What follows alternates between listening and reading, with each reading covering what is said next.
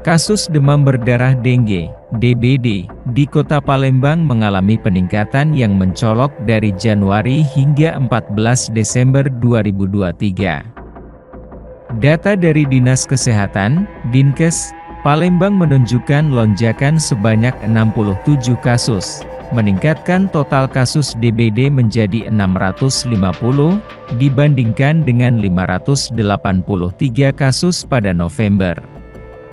Yudi Setiawan dari Dinkes Palembang menyoroti tidak hanya jumlah kasus yang meningkat, tetapi juga terjadi penambahan 2 kasus kematian.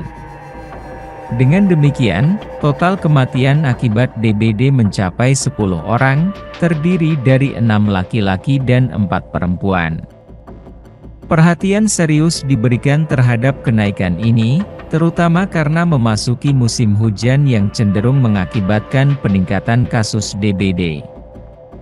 Dinkes Palembang telah melakukan upaya pencegahan melalui sosialisasi kepada masyarakat.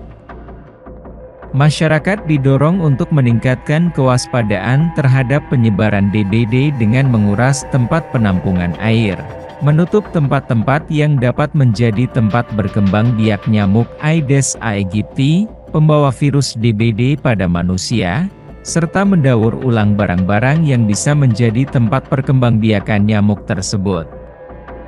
Yudi menekankan urgensi langkah-langkah pencegahan ini dan mendorong partisipasi aktif masyarakat.